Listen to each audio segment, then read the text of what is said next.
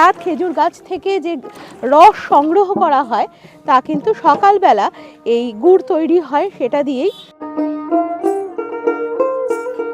একটা গাছ কাটলাম, তারপর কেউ 3 দিন পর কাটে, কেউ 4 দিন পর কাটে, কেউ 5 দিন পর কাটে।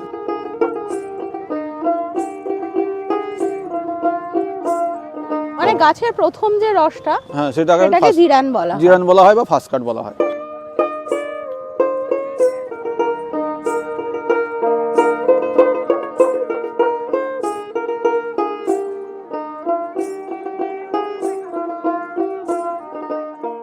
কুয়াশা মাখা ভোর হিমেল হাওয়া জানান দিচ্ছে 1 বছরের প্রতীক্ষার অবসান ঘটিয়ে বাংলার প্রকৃতিতে এসে পড়েছে শীত ঋতু। শীতের শান্তিনিকেতনও আমার বড় প্রিয়। এই সময় আসলেই প্রতিবারই কোপাইয়ের এই ব্রিজের ধারে চলে আসি। তার অন্যতম কারণ এই খেজুর রস। এই সময়ে বীরভূমের স্থানীয় কিছু শিউলি এবং বাংলার অন্যান্য জেলা থেকেও শিউলিরা আসেন এই অঞ্চলে। এই শীতের সময়টুকু খেজুর গাছ ভাড়া নিয়ে তারা এই রস সংগ্রহ করে গুড়, পাটালি ইত্যাদি তৈরি করেন। বাঙালির শীত এই খেজুর রস, খেজুর গুড়, পাটালি ইত্যাদি ছাড়া তো অসম্পূর্ণ। বাঙালির মিষ্টি থেকে শুরু করে পিঠে, পায়েস সব কিছুতেই থাকে এই নলেন গুড় বা খেজুর গুড়ের ছোঁয়া। এর স্বাদ, গন্ধ একেবারে অতুলনীয়। সারা রাত ধরে এইভাবেই খেজুর গাছের নল কেটে হাঁড়ি বেঁধে রাখা হয় এবং টুপ টুপ করে পড়তে থাকে খেজুরের রস। এই গুড়কে নলেন গুড় বলার অন্যতম কারণও এই খেজুর গাছের গায়ে নল কেটে রস সংগ্রহ করা হয়। তাই থেকেই অনেকে মনে করেন নল থেকেই নলেন কথাটি এসেছে। আবার দক্ষিণ ভারতে প্রচলিত নরকু শব্দের অর্থ হল কাটা বা ছেদন। সেখান থেকেই অনেকে মনে করেন এই নলেন নামের উৎপত্তি। আবার নলেন শব্দটিকে অনেকে নতুন শব্দের অপভ্রংশ বলে মনে করেন। নতুন গুড় থেকেই নলেন গুড়। যেহেতু বছরের প্রথম দিকে নতুন বছরের শুরু অর্থাৎ ইংরেজি নতুন বছরের শুরুতেই এই গুড় পাওয়া যায়, তাই নতুন গুড় থেকেই নলেন গুড়। স্বাদ, গন্ধ, পুষ্টিগুণে ভরা এই গুড় বাঙালির শীতকালীন রসনা তৃপ্তির চিরকালীন এবং অপরিহার্য উপাদান। আজ আপনাদের শোনাবো কিভাবে শিউলি অর্থাৎ খেজুর গাছ থেকে খেজুরের রস যারা সংগ্রহ করেন তাদের গ্রাম বাংলায় শিউলি বলা হয়। তারা কিভাবে এই খেজুরের রস তৈরি করেন। আপনারা হয়তো খেজুর গুড় কিনতে গিয়ে বাজারে শুনেছেন জিরেন কাঠ শব্দটা, ফার্স্ট কাট, সেকেন্ড কাট, জিরেন কাঠ এইসব শব্দ শুনেছেন। এর কি অর্থ সেগুলো জানাবো আপনাদের, সাথে থাকুন। নমস্কার, আমি দেবশ্রী ফিরে এলাম নতুন একটি ভিডিও নিয়ে। পান্থজন কথায় আপনাদের সকলকে স্বাগত। রয়েছি বোলপুর শান্তিনিকেতনে এবং এখন আছি কোপাইয়ের পাড়ে। কোপাইয়ের পাড়ে এখানে এই শীতের সময়টায় কিন্তু প্রচুর খেজুর গুড় তৈরির জন্য বিভিন্ন জেলা থেকে মানুষেরা আসেন এবং এই অঞ্চলের কিছু খেজুর গাছ বা সেই সমস্তকে ওনারা ভাড়া নিয়ে এখানে কিন্তু থাকেন ছোট একটি কুটির মতো করে, এবং সেখানে তার সামনেই তারা খেজুর গুড় তৈরি করেন। আমি চলে এসেছি এমনই খেজুর গুড় তৈরির একটা জায়গায়। আমি কথা বলে নেব তাদের সাথে। দেখুন কি সুন্দর খেজুর গুড় তৈরি হচ্ছে। সারা রাত খেজুর গাছ থেকে যে রস সংগ্রহ করা হয় তা কিন্তু সকালবেলা এই গুড় তৈরি হয় সেটা দিয়েই। গুড় তৈরি করছেন এখন দাদা, আমি কথা বলে নেব ওনার সাথে। দাদা নমস্কার, আপনার নাম? জামাদার শেখ। হ্যাঁ, বলছি দাদা, এই যে খেজুর গুড় তৈরির যে প্রসেস বা পদ্ধতি, সেই বিষয়ে একটু কথা বলবো। তার আগে আমি বলি, আপনি কোথা থেকে আসছেন? নদিয়া দেবগ্রাম, কালীগঞ্জ থানা। হ্যাঁ, আপনারা কি প্রত্যেক বছরই এখানে এসে এইভাবে? আমি কন্টিনিউ 4-5 বছর আছি এখানে। আচ্ছা, এই কোপাইয়ের ধারেই আপনি এখানেই আছি, এই জায়গাতে, এই গাছে। আর কি রকম ভাবে আপনারা কি গাছ ভাড়া নিয়ে নেন এখান থেকে? হ্যাঁ, গাছ লিজ তো নিতেই হয়। হ্যাঁ, রাস্তা আমার না। হ্যাঁ, তো এবার এই খেজুর গুড় তৈরির যে প্রসেসটা আমাদের যদি বলে দেন একটু আপনি। খেজুর গুড় তৈরির প্রসেস বলতে আমি প্রথমে গাছ এসে ছিলে মানে সব তো গাছের ডালাপালায় ভর্তি হয়ে যা আবর্জনা হয়ে থাকে ওকে ছাড়িয়ে পরিষ্কার করতে হয়, তারপর দ্বিতীয় ফের একবার পরিষ্কার করতে হয়, তারপরে এই যে গাছের প্রসেসেস করতে গাছ কাটতে হয়, রস বার করতে হয়, রস পেড়ে নিয়ে আসি ভোর 3টে থেকে শুরু করে সকাল 5টা 5:30 পর্যন্ত রস পাড়তে থাকি। এরপরে আপনার রস এই জাল দিই, কিছু রস বিক্রি করি, কিছু রস জাল দিয়ে গুড় করি, গুড় বিক্রি হয়। মানে পাটালি বা লিকুইড। পাটালিটা কিভাবে তৈরি হয়? পাটালিটা লিকুইড তুলে ফেলি, তারপরে পরের প্রসেসে ফের জাল দিই।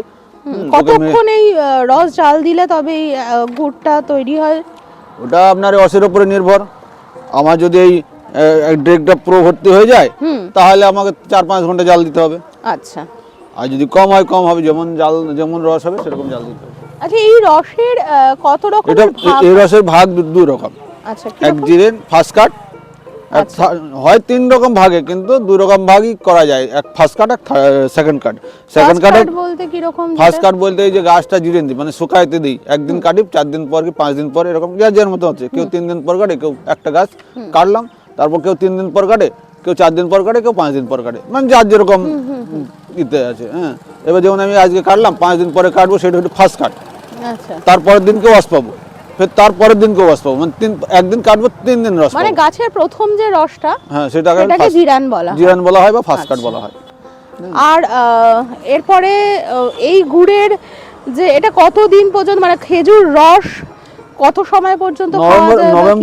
নভেম্বরের 15 থেকে মোটামুটি আপনার জানুয়ারি ফেব্রুয়ারি মার্চ পর্যন্ত চলবে। মার্চ পর্যন্ত চলবে। আর সকালবেলা খেজুর রস সংগ্রহ করা হয়, খেজুর রস যে খাওয়া হয় সেটা কতক্ষণ পর্যন্ত বলে যে রোদ এলে সেটা তাড়িতে পরিণত হয়, মানে কতক্ষণ পর্যন্ত সেটা? ঠান্ডা মৌসুম থাকলে পরে আপনার তাড়ি খারাপ হবে না, যদি গরমের সময় টাইম পড়ে তাহলে খারাপ হয়ে যায়।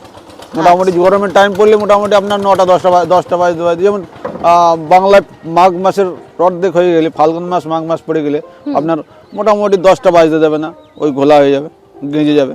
আচ্ছা, আপনারা কি এখানেই থাকেন এখন এই কয়েক মাস? যতদিন এখানে কাজ করি ততদিন এখানেই থাকবো, এখানে রান্না, এখানে খাওয়া, এখানে সব। আচ্ছা, আপনি কি ফার্স্ট জেনারেশন, মানে আপনি কি প্রথম আছেন? আপনার বাবা টাবারাও এখানে এসে কাজ করে? আমার 14 বছর সব এই কাজেরই লিপ্ত আছে। হ্যাঁ, আমার বাবা আছে, তার বাবা আছে, তার বাবা, সবাই এই কাজই করে। অন্যান্য সময় আপনারা কি করেন? অন্যান্য সময় আপনার যে যার মতো কাজ করে, কেউ চাষবাস করে, কেউ রাজমিস্ত্রি লেবার করে, কেউ, আমি যেমন গাড়ি চালা ড্রাইভিং করি। আচ্ছা, ঠিক আছে, ও ভাই রাজমিস্ত্রি লেবার করে, আবার কেউ চাষবাস করে, কেউ অন্যান্য ব্যবসা করে বাড়ি গিয়ে। হ্যাঁ, মানে আপনাদের কি গাছগুলো কি আগে থেকে বলা থাকে নাকি? হ্যাঁ, যেমন সর্বপ্রথম যখন এসেছিলাম গাছের সন্ধানে খুঁজতে এসেছি, বেকার ফালতু কোনো কাজে নয়, গাছের সন্ধানে এসেছি। এসে যেমন এই খোকনদার চায়ের দোকান দাঁড়িয়ে দেখছি গাছই রয়েছে এখানে, কাউকে একজনকে জিজ্ঞেস করলাম এই সমস্ত গাছগুলো, হয়তো একজন মালিক পেলাম। গাছ তো একজনের নয়, না হলে 20 জনের গাছ আছে, কি 10 জনের গাছ আছে। হ্যাঁ, একজনকে পেলাম, সে আরো 2 জনের জোগাড় করে দিল, সে হয়তো আমাকে গাছ গুনে হয়তো দেখা গেলো 50টা গাছ জোগাড় হয়ে গেল। আমি বললাম 50টা যখন জোগাড় হয়েছে, এখানে কাজ করতে লাগলে আরো 50টা জোগাড় হয়ে যাবে। ঠিক এরকম ভাবে তারপরে একবার এসেছি, দ্বিতীয়বার থেকে আর বলতে হয়নি। তখন ওই কাজের শেষে আমি বলে চলে যাই। সিজনাল পারে 100 টাকা গাছ প্রতি পার গাছে, পার সিজন, যতদিন গাছটা রস বার করবো 100 টাকা করে দেবো। মানে প্রত্যেক গাছ 100 টাকা রস বার করবেন 100 টাকা, মানে প্রতিদিন নাকি? না, সিজনে।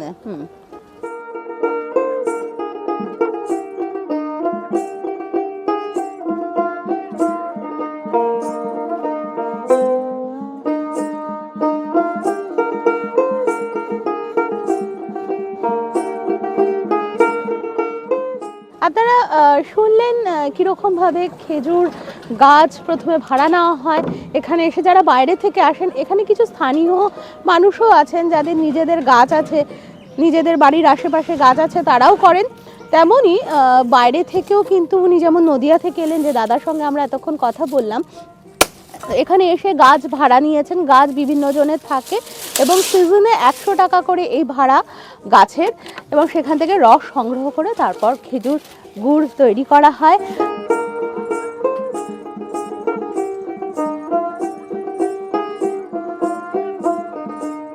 এই কোপাইয়ের তীরে শয়ে শয়ে খেজুর গাছ রয়েছে। কোনো এক শীতে আপনিও যদি চলে আসেন এখানে, তাহলে আমার মতো আপনিও দেখতে পাবেন ভোরের সকালে ঠিক এইভাবেই প্রজাপতি পাখি ঘুরঘুর করছে রসের হাঁড়িগুলোতে। খেজুর গুড়ে কিন্তু রয়েছে অপরিসীম পুষ্টিগুণ। ক্যালসিয়াম, আয়রন, ম্যাগনেসিয়ামের মতো খনিজে ভরপুর এই খেজুর গুড়, যা হাড় মজবুত করে, রক্তাল্পতা দূর করে এবং হজম শক্তি বাড়ায়। এছাড়া রোগ প্রতিরোধের জন্য এই খেজুর গুড় খুবই কার্যকরী।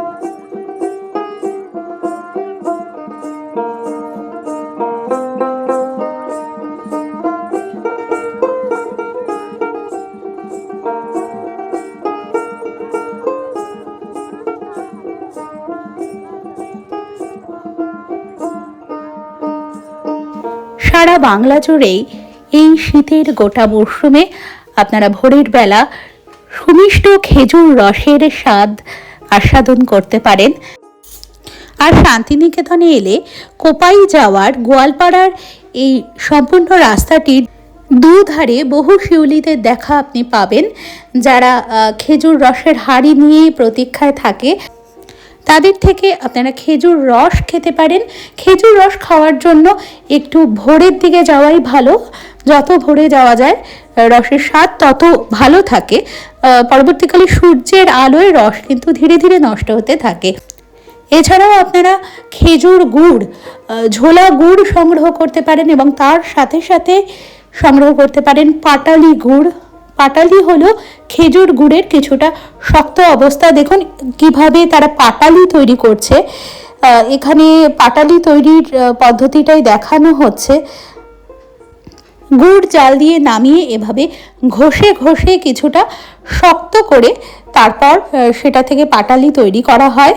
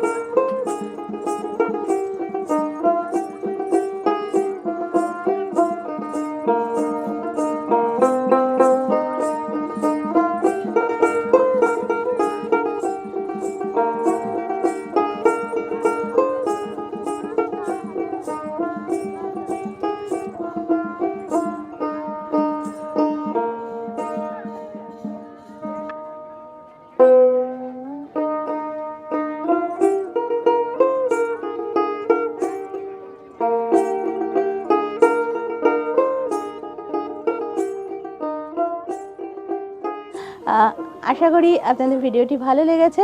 যদি ভিডিওটি ভালো লেগে থাকে তাহলে ভিডিওটিকে একটি লাইক করে দেবেন আর শেয়ার করে অন্যান্যদেরও দেখার সুযোগ করে দেবেন। কমেন্টে অবশ্যই আপনাদের মূল্যবান মতামত জানাবেন এবং এখনও যদি পান্থজন কথা ইউটিউব চ্যানেলটিকে সাবস্ক্রাইব করা না হয়ে থাকে তাহলে চ্যানেলটিকে সাবস্ক্রাইব করার অনুরোধ রইল। সকলে খুব ভালো থাকবেন, খুব তাড়াতাড়ি ফিরে আসবো নতুন একটি ভিডিও সাথে নিয়ে।